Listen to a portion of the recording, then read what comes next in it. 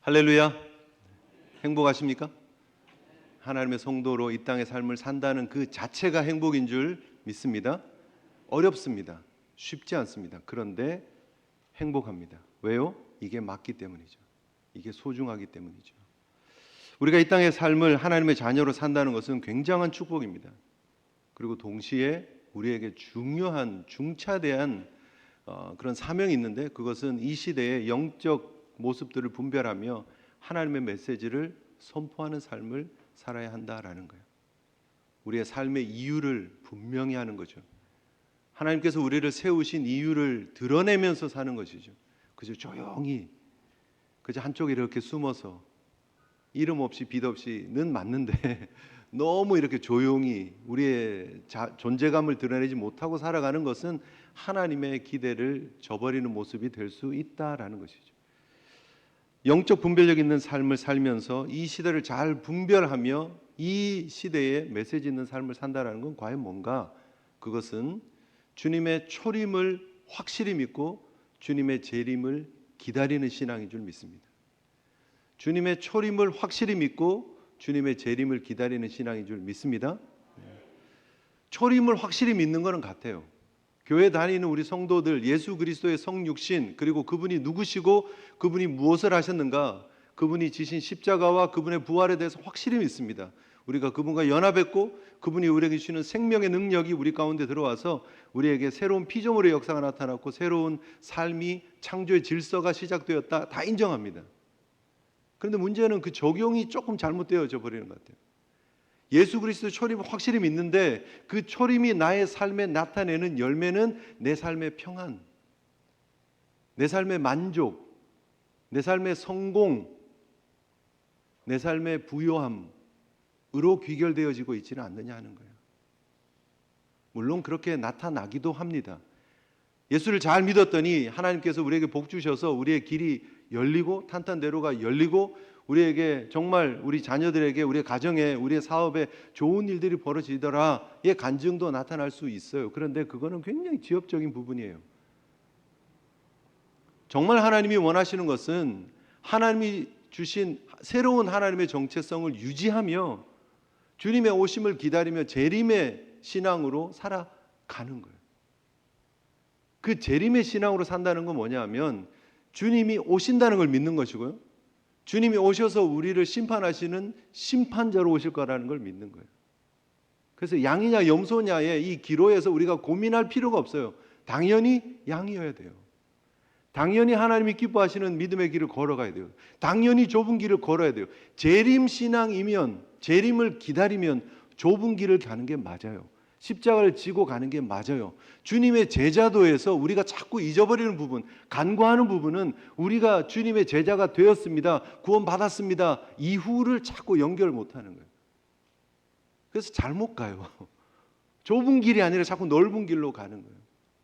성공의 길로 가는 거예요. 편안한 길로 가는 거예요. 인정받는 길로 가고 싶어하는 우리의 욕망, 거기에 순응하며 살아가는 거예요. 십자가를 지고 주님을 따른다 하는 것이 결국 제자도의 핵심이면 그 궁극적인 도달점을 주님의 재림에 맞춰야 됩니다.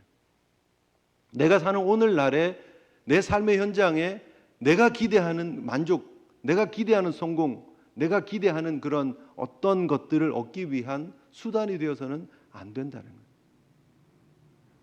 정말 중요한 것은 사실 우리 주님께서 이 땅에 오셔서 초림과 재림을 다 가르쳐 주셨어요. 그렇죠? 성경에 보면 우리 주님께서 이 땅에 성육신 하셔서 오셔서 말씀이 육신이 되었다는 기록들이 있습니다. 그리고 그분께서 회개하라 천국이 가까웠다고 하면서 하나님 나라를 선포하셨고 하나님 나라에 합당한 회개의 삶을 말씀을 하셨어요. 그리고 많은 말씀 사역을 하셨고 귀신을 쫓아내는 사역을 하셨고 권능을 행하셨습니다. 그런 사역들을 통해서 예수 그리스도의 초림이 진짜였고 이분이 하나님의 아들이셨음을 공적으로 드러내는 사역들을 하셨어요.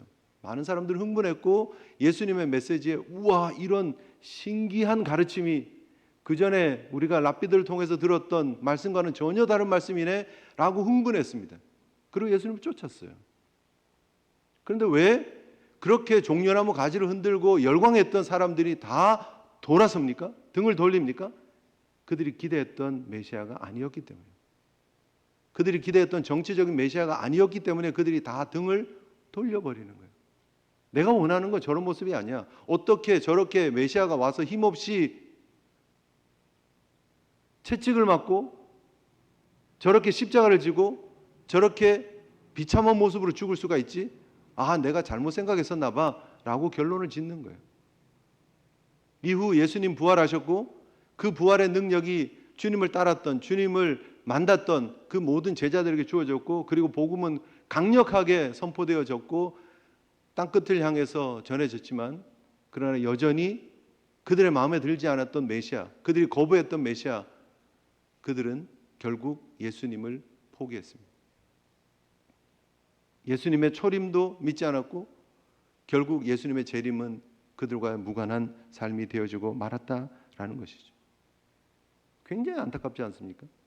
예수님이 그렇게 오셔서 초림을 통해서 하나님의 아들 메시아 되심을, 하나님의 나라가 시작되었음을, 도래했음을 선포하고 있었고, 그리고 그 주님은 십자가를 앞두고 특별히 제자들에게, 측근들에게 주님의 재림을 말씀하셨습니다. 내가 가지만 온다.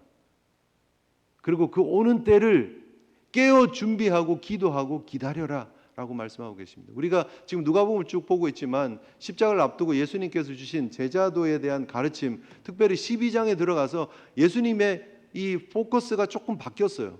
내가 그다, 내가 하나님의 아들이다, 내가 인자다, 내가 메시아다에서 내가 가고 다시 올 테니까 그때까지 너희들은 어떤 자세로 제자의 삶을 살아야 된다로 포커스가 살짝 바뀌어 있어요. 12장부터. 그래서 어떤 종이 되어야 된다고 말씀하십니까? 혼인잔치에 간 주인이 돌아오기를 기다리는 종처럼 그분이 오심을 기다려야 된다라고 말씀하는 거예요. 주인이 왔을 때 칭찬받을 수 있는 청지기처럼 자기가 해야 될 일을 잘하고 있는 종이 되어야 된다라고 말씀하고 계시는 거예요. 그리고 시대를 잘 분별하면서 어떤 벌어지는 상황이나 어떤 그런 일들 때문에 그걸 보면서 저 사람 무슨 죄를 지어서 저런 일들을 당했나 봐 라고 하는 그런 엉뚱깽뚱한 소리 하지 말고, 갈릴리 사람들이 죽고 그 피가 이렇게 섞여서 제물과 함께 하나님 앞에 드려지는 그런 비참한 일들이 벌어졌을 때에 나를 돌아보라는 거예요. 실로암의 망대가 무너져서 사람이 죽는 모습들을 보면서 나를 돌아보고 나를 분별하라고 주님께서 말씀하고 계시는 거예요. 그 결을 계속해서 주님께서 주시는 말씀이 뭐냐 하면, 결국 그런 사건들 앞에서 나를 돌아보고 분별할 줄 알아야 되고 회개에 합당한 모습으로 돌이킬 줄 알아야 된다를 말씀하고 계시는 거예요. 주님의 오심은 새로운 삶에 대한 기준을 던지는 거예요. 새로운 하나님 나라에 대한 기준을, 가치관을 던지는 것이고, 그 가치관을 붙잡고 그 회개에 합당한 열매의 삶을 맺어가면서 주님의 다시 오실 때까지의 기다리는 삶을 살아가는 것이다라고 가르쳐주고 계시는 거예요.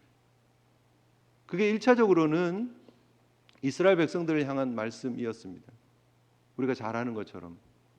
그런데 결국 그들은 그 말씀을 받지 못했고, 2차적으로 결국 우리에게, 예수 그리스도 따르는 그리스도인들에게 주시는 주님의 가르침이 되고 말았죠. 그들은 거부했고 결국 그들의 거부로 인해서 복음이 이방을 향해서 전해졌고 궁극적으로 우리가 예수 믿게 되는 놀라운 은혜를 얻게 되었습니다.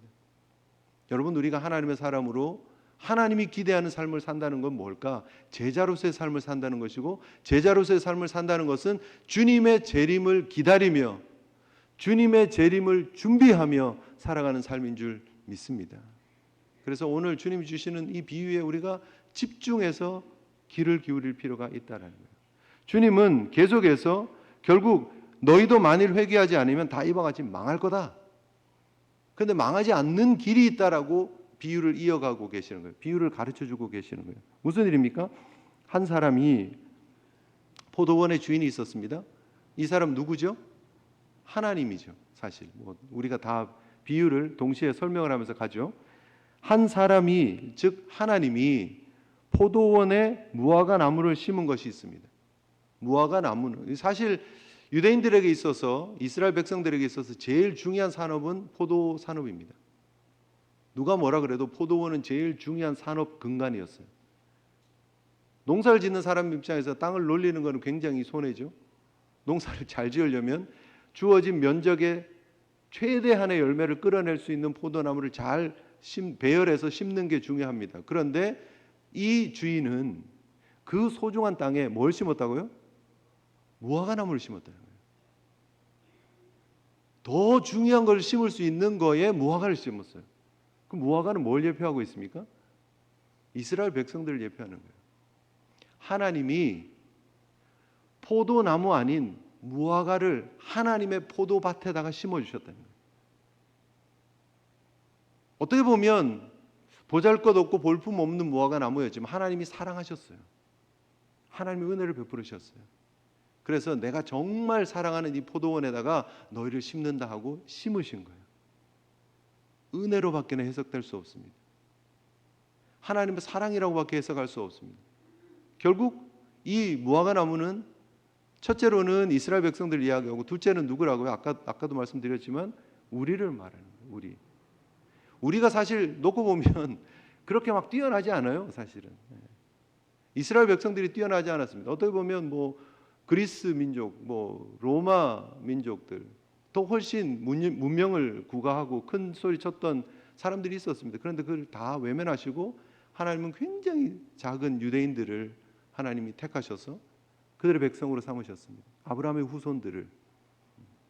마찬가지로 우리도 그래요. 우리가 뛰어나서 뭔가 대단한 것이 있어서 하나님이 우리를 불러서 하나님의 포도원에 심으셨느냐? 그렇지 않아요. 결국 하나님의 전적인 은혜였어요. 하나님의 전적인 선택이었어요. 하나님이 그렇게 하시겠다고 하셨기 때문에 무화과 나무를 심어다가 가져다가 포도원에다가 심으신 거예요. 여러분, 그것이 우리의 인생임을 알고 하나님 앞에 전적으로 감사로 반응할 수 있는 저와 여러분들 되시기를 주님으로 축복합니다. 하나님 은혜 아니면 우리가 어떻게 포도원에, 그 귀한 포도원에 자리를 턱 잡고 있을 수 있느냐는 거예요. 전적인 하나님의 사랑입니다. 매일매일 우리가 잊지 않고 기억해야 될 것은 내가 뭐라고 하나님 저를 이 귀한 포도원에 심어주셨습니까? 라고 잊지 않고 기억하는 거예요. 그런데 문제가 있습니다. 이 귀한 은혜를 입은 무화과 나무가 배은망덕하게도 열매를 못 맺는 거예요. 첫 해에 못 맺는 거는 이해가 돼요. 둘째 해도 봐줄만 해요. 셋째 해까지 안 열리면 이거는 직무유기죠. 무화과 나무가 여러분 무화과잖아요. 꽃이 없는 나무예요. 향기도 없어요. 무화과 나무는 뭐로 얘기를 해야 되느냐면 열매로 얘기를 해야 되는 거예요. 무화과 열매를 맺어야 돼요. 그게 존재의 이유예요. 열매가 존재의 이유인데 존재의 이유를 깨닫지 못하고 한 해, 두 해, 3해, 셋째 해가 되었는데도 열매가 없는 거예요. 말이 안 되죠. 무화과 나무는 셋째 해가 제일 좋은 열매, 제일 많은 열매를 맺는 거래요.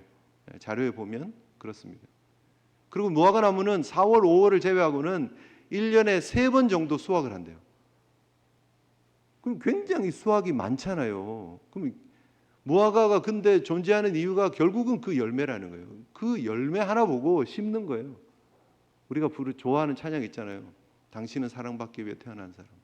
또 하나의 열매를 바라시며. 우리에게 기대하는 거는요, 또 하나의 또 다른 열매들이에요. 열매를 기대하는 거예요, 하나님은. 그런데 첫째 해, 둘째 해, 셋째 해 아무것도 없네요. 입만 무성하네요. 그 주인이 화가 났어요. 그래서 뭐라고 말씀하십니까? 가서 그냥 이 나무를 찍어버려라. 땅만 못 쓰게 한다라고 말씀하시는 거예요. 땅만 못 쓰게 한다. 아무리 생각해도 이 존재 이유를 모르는 무화과는 존재할 이유가 없는 거예요. 포도밭에 둘 필요가 없는 거예요. 그래서 찍어버리라고 얘기를 합니다. 열매가 없으면 찍힘을 당하는 게 운명이에요. 그런데 반전이 일어나죠. 포도원을 관리하는 포도원지기가 있습니다. 누구시죠? 누구를 예표하고 있을까요? 예수님.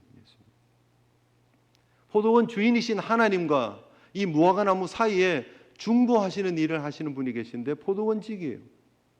첫 해도 수고했고 둘째도 수고했고 셋째도 수고했는데 열매가 없지만 포기하지 않아요.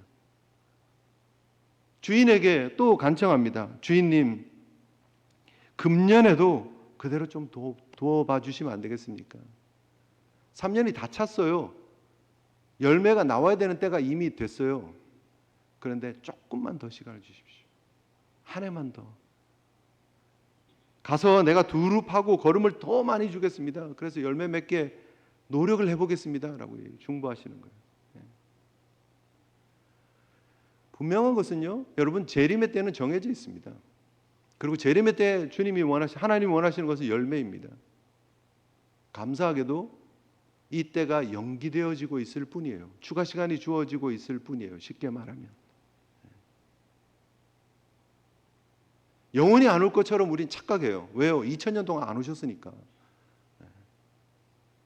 그러나 그것이 영원히 가지 않습니다. 물론 이거는 하나님만 아시는 때입니다. 그런데 지금 이 기간은 은혜의 기간입니다.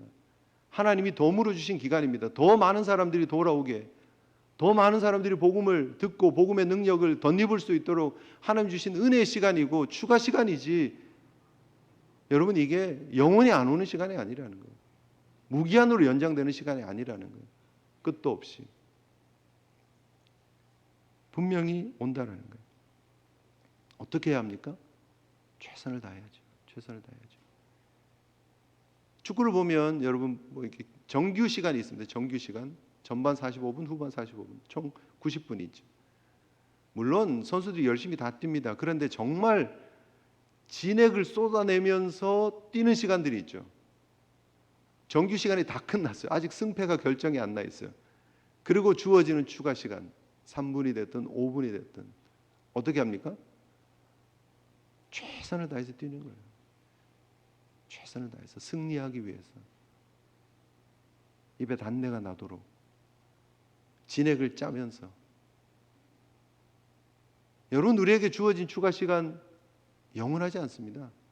우리에게 주어진 하나님의 은혜로 포도원 지기가 요청해서 주어진 이 시간은 우리에게 지금 주어져 있지만 이 시간은 영원하지 않습니다. 우리의 개인의 종말이 오든 하나님의 역사의 종말이 오든 분명히 종말은 올 것입니다.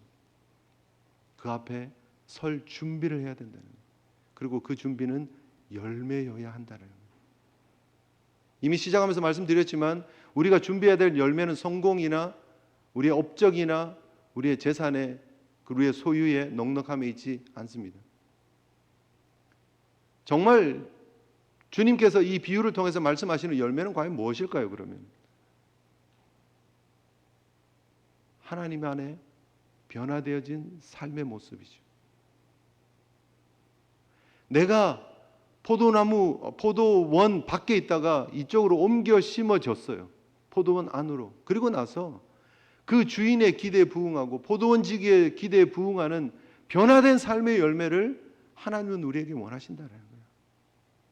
그래서 내 삶의 이유가 다르고 내 삶의 목적이 다르는 거예요. 그래서 내가 가지고 있는 똑같은 시간인 것 같지만, 내가 가지고 있는 똑같은 물질인 것 같지만, 내가 가지고 있는 똑같은 재능인 것 같지만, 그것이 이제는 더 이상 나를 위해 쓰는 것이 아니라 하나님 나라를 위해서, 포도원 주인을 위해서, 포도원 지기를 위해서 열매 맺는 삶을 살아가는 것, 바로 그것이 열매인 줄 믿습니다.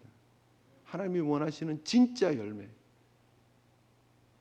그래서 여러분, 우리의 삶에 내가 생각하는 기대치가 이루어지지 않고 내가 생각하는 삶의 어떤 열매들이 보이지 않는다고 해서 낙심하지 마세요.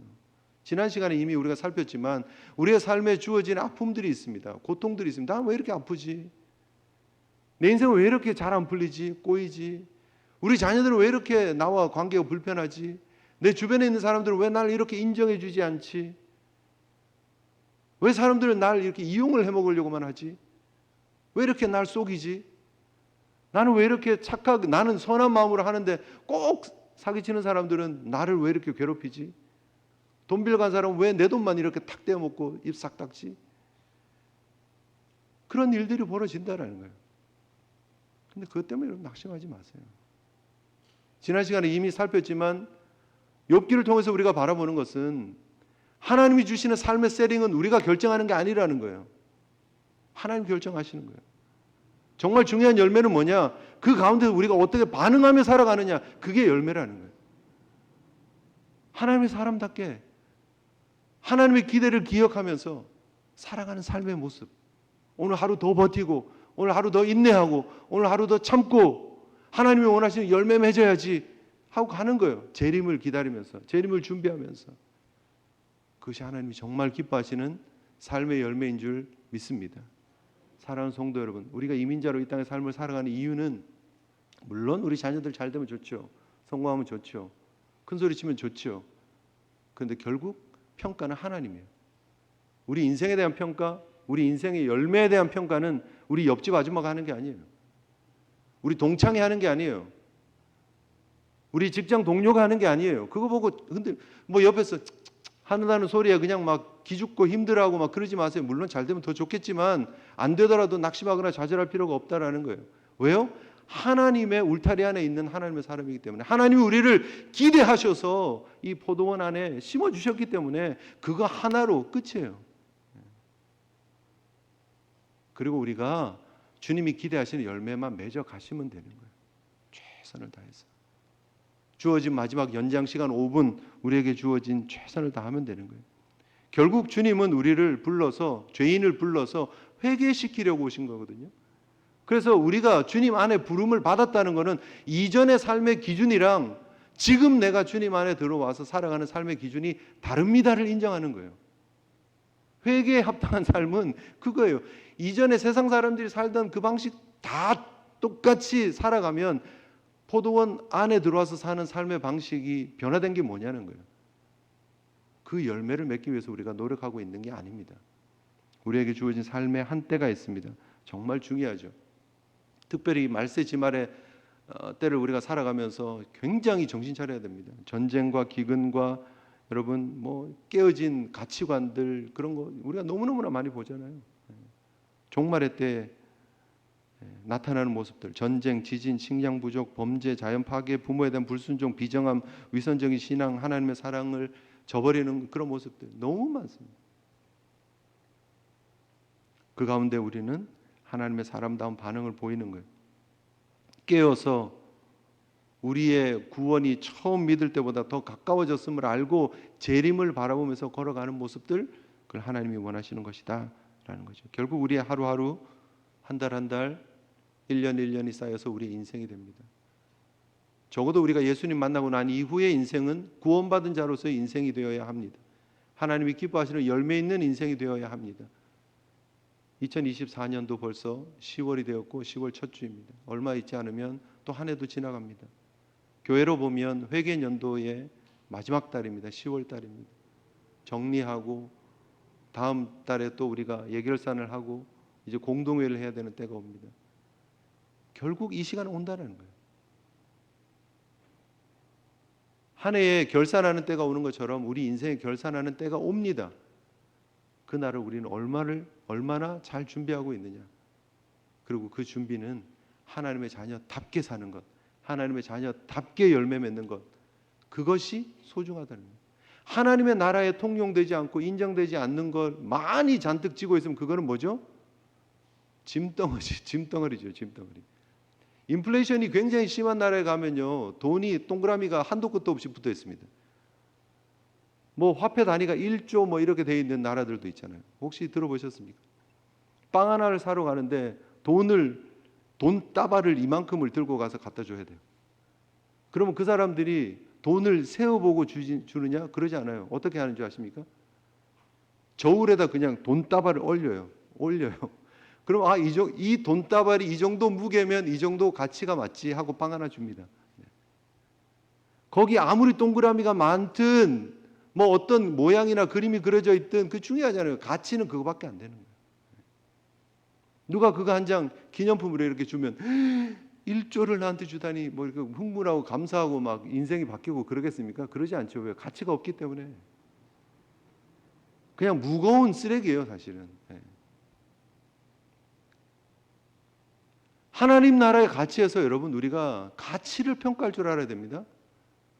우리가 하나님 나라에 들고 들어가고 하나님 나라에 인정하실 만한 가치가 뭐가 있느냐는 거예요. 내가 짊어지고 내가 추구하고 있는 이 많은 것들이 정말 하나님 나라에 들어갈 때 패스, 인정하고 하나님 나라 밸류로 트랜스퍼가 될까 하는 거예요. 잘 보셔야 되죠. 그렇다고 우리가 이 땅의 삶이 의미가 없다? 절대 아닙니다. 하나님 주신 귀한 산업에서 또 귀한 직장에서 최선을 다해서 노력해야 됩니다. 땀 흘리며 일해야 됩니다. 그리고 그 수단을 가지고 하나님 나라를 위해서 열심히 헌신하고 충성하고 동력해 주셔야 합니다. 그러나 이게 우리의 사랑의 대상이 되면 안 된다는 거예요. 우리의 삶의 이유와 목적이 돼서는 안 된다는 거예요. 거기에 정신 팔려서 그거 쌓느라고 우리 인생을 허비하면 안 된다는 거죠. 더 소중한 것이 있습니다. 하나님이 원하시는 열매가 있습니다. 그것을 잘 맺어갈 수 있는 저와 여러분들이 되어야 될 줄 믿습니다. 사랑하는 성도 여러분, 과연 우리는 그러면 지금까지 어떻게 살아왔고 어떤 열매가 지금 맺혀지고 있느냐 하는 거예요. 열매가 여러분 하루아침에 이따만한, 보통 무화과는 한 요 정도 되죠. 이따만한 무화과가 동시에 팍 열립니까? 그러지 않죠. 과정이라는 게 있어요. 과정. 우리 신앙의 열매도 마찬가지입니다. 그렇게 맺혀가는 거예요. 어느 날 탁 뒤돌아섰더니 열매가 막 이따만큼 맺혔어요. 그러지 않아요. 그럴 수가 없어요. 쌓여가는 거예요. 신앙은 쌓여가는 겁니다, 여러분. 반복적인 하나님의 은혜를 묵상하고 말씀을 읽고 기도하고 찬양하고 하나님의 사람답게 살아가는 그 삶의 모습, 예수님과 붙어있는 그 모습을 통해서 우리에게 공급되어지는 은혜로 이 열매들이 맺혀지는 거예요. 그리고 점점 커가는 거예요. 그러기 위해서 여러분 우리에게 주어진 신앙의 여정을 최선을 다해야 됩니다. 한 해가 마무리되어져서 여러분 정신 차리라고 하시는 말씀이 아니라 그게 항상 기본 스탠스여야 돼요. 기본 자세여야 돼요. 늘 말씀과 기도로 기본을, 늘 감사와 기도로, 늘 기쁨으로 하나님의 은혜 가운데 사셔야 돼요. 그래야 열매가 맺혀지는 거예요. 우리 자녀들에게 여러분 하루아침에 자 앉아봐. 엄마가 할 말이 있어. 아빠가 할 말이 있어. 그리고 막 그냥 굳은 어조로 너의 인생 이렇게 살아야 돼 라고 한마디 한다고 해서 아이들이 바뀝니까? 그러지 않아요. 매일매일 나의 삶의 모습이 뿌려지는 거예요. 자녀들에게. 그리고 그 안에서 열매 맺혀지는 거예요. 성령님께서 우리의 삶에 그런 은혜를 끼치시고 뿌려주십니다. 그리고 성령님의 역사하심에 반응할 줄 알아야 됩니다. 그래야 열매가 맺혀지는 줄 믿습니다.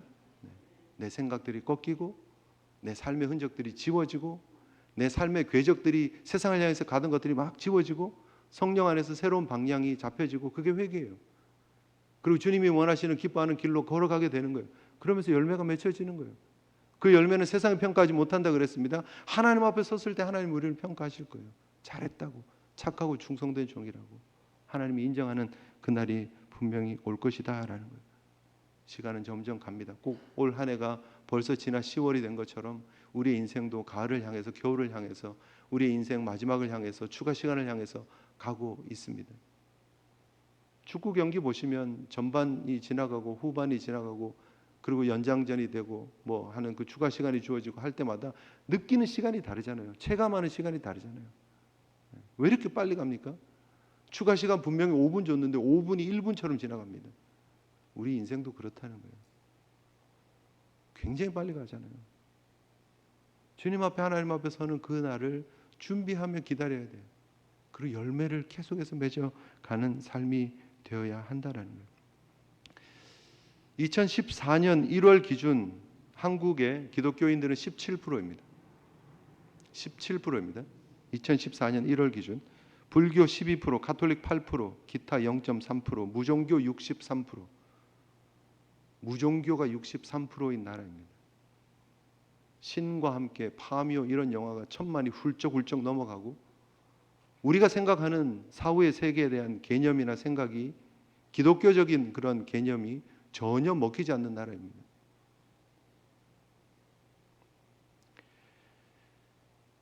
그래도 여러분 대충 17%면 적은 퍼센트는 아니거든요. 제일 많잖아요. 그래도 17%면 10명 중에 2명은 예수 믿는 사람이라는 말이잖아요. 대충 그냥 잡으면 적은 숫자 아닌데 우리가 가지고 있는 가치관, 우리가 가지고 있는 그 소중한 세계관이 먹히지가 않아요. 인정받지 않습니다. 오히려 조롱받죠. 기독교인들을 조롱합니다. 목사를 목사라 그러고 기독교를 여러분 잘 알죠? 얘기 안 할게요. 굉장히 슬픕니다. 마음 아픕니다. 그런 일들이 벌어지고 있어요. 그런데 올해 10월 27일 날 한국에서 종교개혁주의를 맞이해서 한국 교회 위기를 건져내고 분위기를 쇄신해야 한다. 27 200만 한국교회 연합 예배가 계획되어져 있고 지금 준비 중에 있고 진행되고 있습니다. 200만이 우리 함께 모여보자. 시청 앞에 모여서 광화문 시청 일대 그쪽에 모여가지고 우리의 세를 한번 보여주자.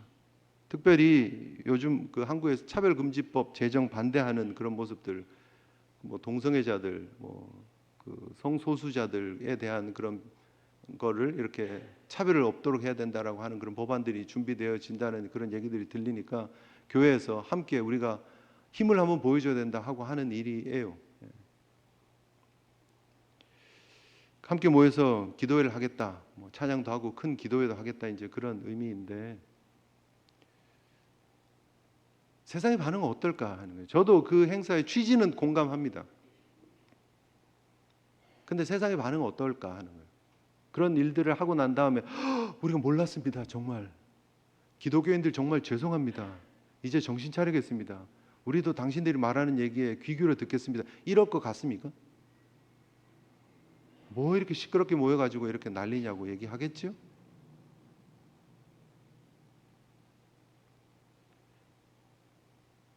가정을 지키겠습니다. 성경적인 가치를 지키겠습니다는 우리가 몇만이 모였느냐, 뭐 100만이 모였냐, 200만이 모였느냐, 우리가 얼마나 힘을 과시하느냐에 있지는 않다라고 생각합니다. 그 100만, 200만, 우리 한국교회 800만이 삶의 현장에서 드러내는 메시지가 있다면, 다른 삶의 가치관이 있다면, 하나님이 정말 원하시는 열매를 제대로 맺어가고 있다면 이미 울림이 있었을 거예요. 이미 도전이 있었을 거예요.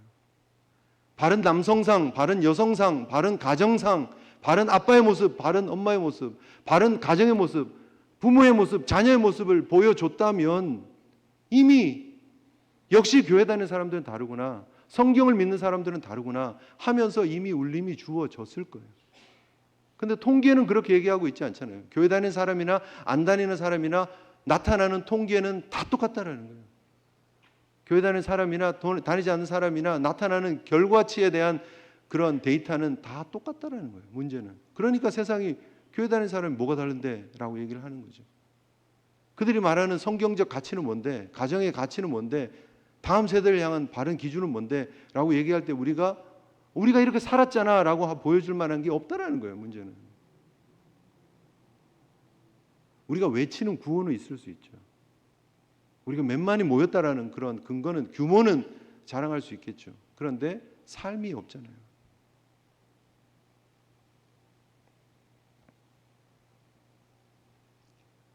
뭐 먼데서 보지 말고 우리를 한번 보자고요.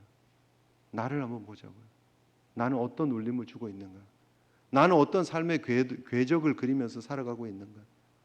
하나님 앞에 열매 있는 삶으로 영광 올려드릴 수 있는 저와 여러분들 되시기를 주님 이름으로 축복합니다. 열매 아니면요, 결과 아니면요, 하나님 앞에 인정받지 못해요. 물론 우리가 은혜로 구원받았습니다. 그런데 결국은 하나님 앞에 섰을 때 하나님이 인정하실 만한 삶의 흔적들이 있어야 된다. 오늘 본문의 비유는 굉장히 재밌습니다, 여러분. 뭐죠? 결론이 없어요. 결론이 없어요. 열린 결말이에요. 그 포도원 지기가 그 포도원 주인에게 간청하는 걸로 끝나는 거예요. 그 다음 어떻게 됐는지 몰라요. 왜 열린 결말일까? 왜 예수님 비유를 이렇게 주실까? 듣는 사람들이 이 비유를 어떻게 적용하느냐가 결말이라는 거예요. 여러분, 이 무화과 나무의 비유는 내가 어떻게 살아가느냐가 결말인 줄 믿습니다. 내 삶에 열매가 있느냐? 아니면 내 삶에 열매가 없느냐? 결국 열매 없이 그러다가 찍혀버렸다가 될 수도 있고요. 결국 돌이켜서 많은 열매를 맺고 주인이 진짜 기뻐했더라가 될 수도 있고요. 이 두 다른 결말을 향해서 나갈 수 있습니다. 어떻게요? 내가 오늘 어떻게 살아가느냐에 따라서.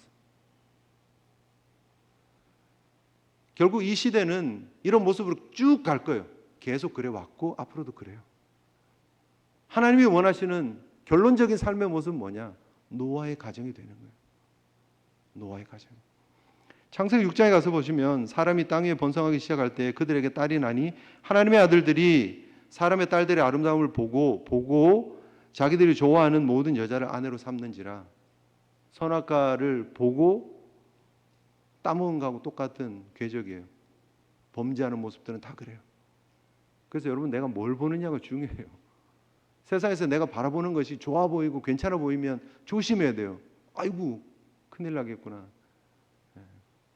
물고기 낚을 때 떡밥을, 미끼를, 이쁘고 좋은 거, 맛있어 보이는 거 다 주지, 맛도 없어 보이는 거 던지면 안 물죠, 당연히. 세상이 우리에게 다 맛있어 보이는 거, 보기 좋아 보이는 거 던지는 거예요.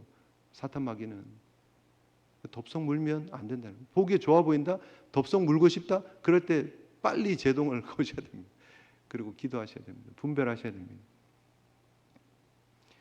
결국 하나님은 그 범죄 때문에 여호와께서 사람의 죄악이 세상에 가득함과 그의 마음으로 생각하는 모든 계획이 악한 뿐임을 보시고 땅 위에 사람 지으셨음을 한탄하시고 근심하시고, 그리고 어떻게 말씀하세요? 내가 쓸어버리겠다. 그런데 그 시대에 소망이 있었는데 바로 그것이 바로 노아의 가정이었다는 거예요. 그러나 노아는 여호와께 은혜를 입었더라. 은혜 입은 노아의 가정, 그에 대한 설명입니다. 노아의 모습. 노아는 의인이요 당대 완전한 자라. 그가 하나님과 동행하였으며 세 아들을 낳았으니 셈과 함과 야벳이라. 성경 그렇게 기록하고 있습니다. 어떻게 보면 결혼해서 아이 낳고 살아가는 모습이에요. 셈과 함과 야벳 낳고 살았다. 그런데 그 모습이 하나님 보기에는 뭐예요? 의인이고 당대의 완전한 모습이었다고, 하나님이 기뻐하시는 열매였다라고 말씀하고 계신다는 거예요. 사랑하는 성도 여러분, 우리가 이 시대에 살아가는 삶의 모습은 비슷할 수 있습니다. 그러나 하나님이 보시는 관점에서 보면 전혀 다르다는 거예요. 세상에 쓸어버릴 만한 대상이 아니라 하나님이 보시기에 소중히 여기고 구원해야 되겠다라고 작정하실 만큼 노아의 가정은 달랐다는 거예요. 우리 사랑하는 제일 성도 여러분들은 하나님의 보시기에 소중한, 하나님의 보시기에 다른, 하나님의 보시기에 아름다운 하나님 나라의 열매를 맺는 주의 백성들 되시기를 주님 이름으로 축복합니다. 그러기 위해서 우리 해야 될 게 있어요. 내가 뭔가 열심히 노력하는 걸로 한계가 있어요. 내가 최선을 다하는 걸로 한계가 있어요. 금주의 말씀입니다.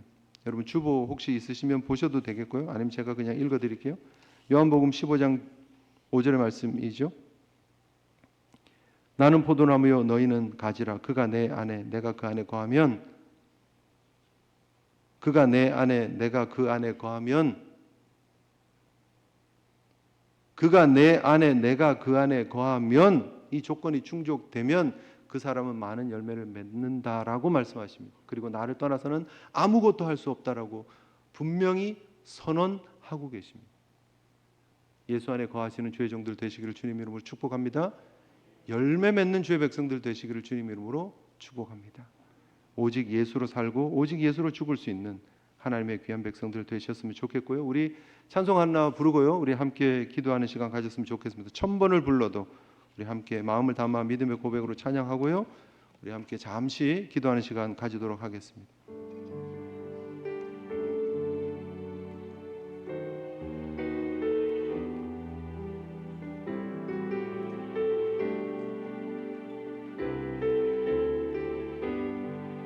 천번을 불러봐도, 천번을 불러봐도 내 눈에 눈물이 멈추지 않는 것은 십자가의 그 사랑,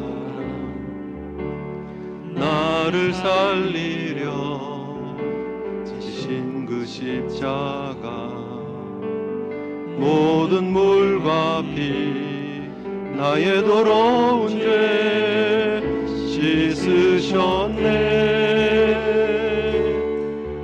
나를 향한 그 사랑, 생명을 내어주사 영원한 생명을 내게 주심을 감사해.